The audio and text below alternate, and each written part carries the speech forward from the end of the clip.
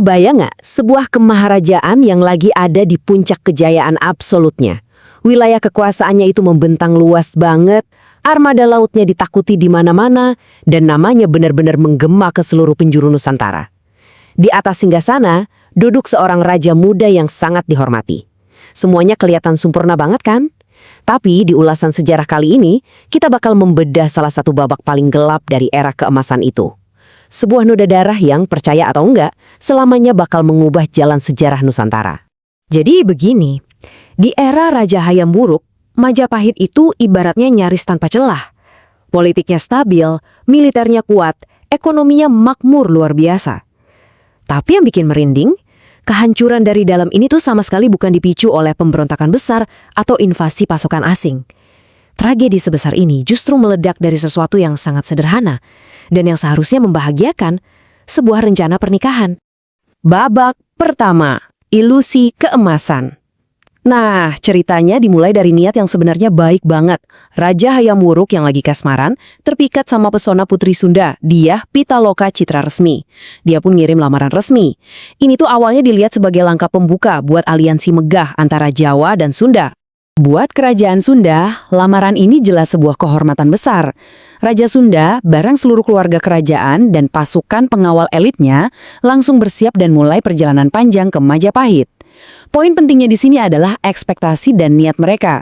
Catatan sejarah, khususnya dari Kidung Sunda, negasin banget. Mereka tuh datang melintasi lautan bukan buat nunduk sebagai bawahan. Sama sekali enggak.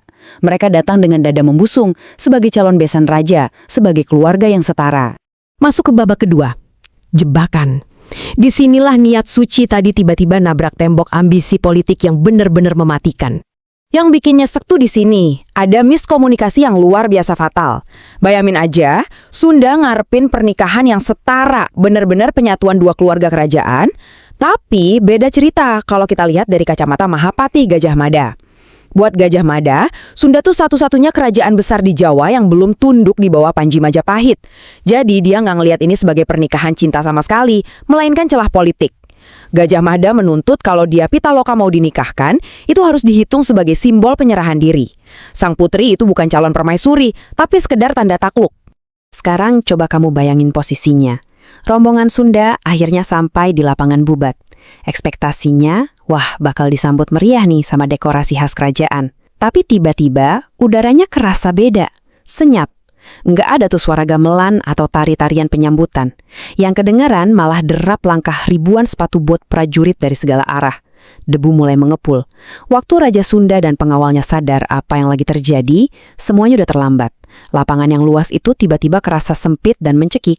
Pasukan bersenjata lengkap Majapahit udah ngepung mereka rapat-rapat. Nggak ada jalan keluar. Mereka benar-benar masuk ke dalam rahang jebakan. Bisa ditebak, waktu tuntutan Gajah Mada akhirnya nyampe ke telinga mereka, amarah langsung meledak. Sunda ngerasa benar-benar dihina. Ya iyalah, mereka udah jauh-jauh melintasi lautan, bawa kehormatan dan martabat, malah disuruh nyerahin leher sebagai bawahan. Harga diri mereka diinjak-injak tepat di depan mata mereka sendiri. Coba deh, posisikan diri kamu sebagai Raja Sunda di detik-detik yang mencekam itu. Pasukan kamu cuma sedikit, kamu cuma bawa pengawal, bukan armada perang tempur.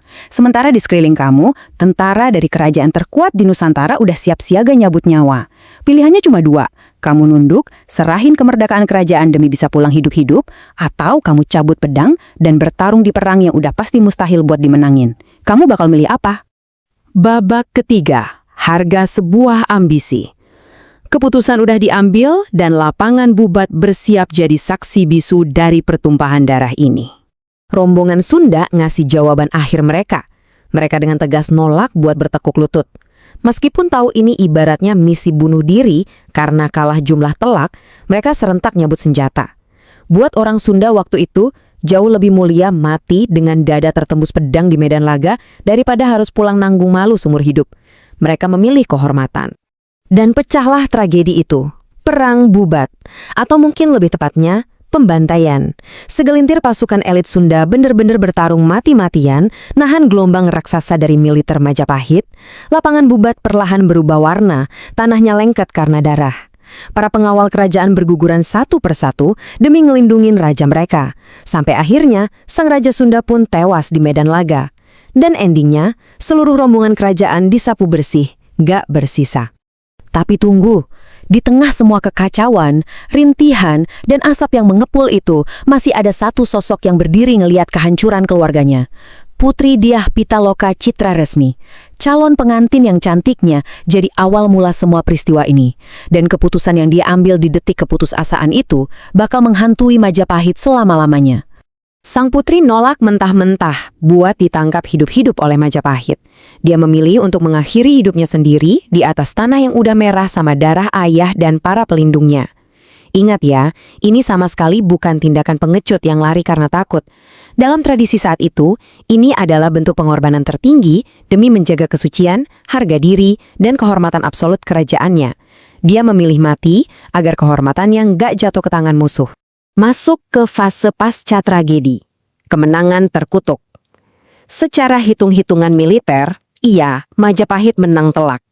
Tapi kemenangan ini benar-benar jadi racun yang nyebar ke seluruh urat nadi kerajaan.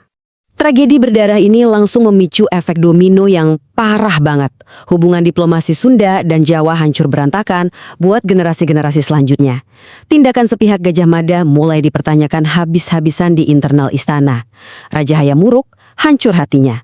Perempuan yang dia cintai tewas tragis dan keluarganya dibantai. Nah, dari titik inilah fondasi kepercayaan di dalam Majapahit perlahan mulai retak dan keruntuhan pun dimulai.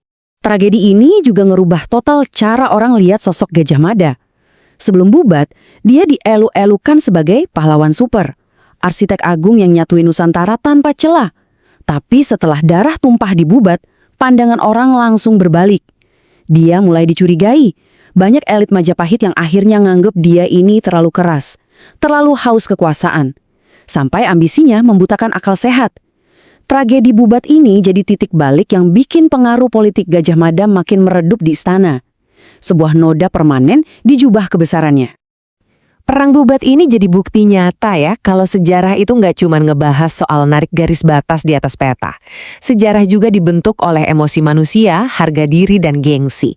Ini bukan sekedar perang rebutan wilayah, tapi benturan epik antara ambisi penyatuan yang nggak kenal ampun ngelawan harga diri sebuah kerajaan yang nggak bisa dibeli.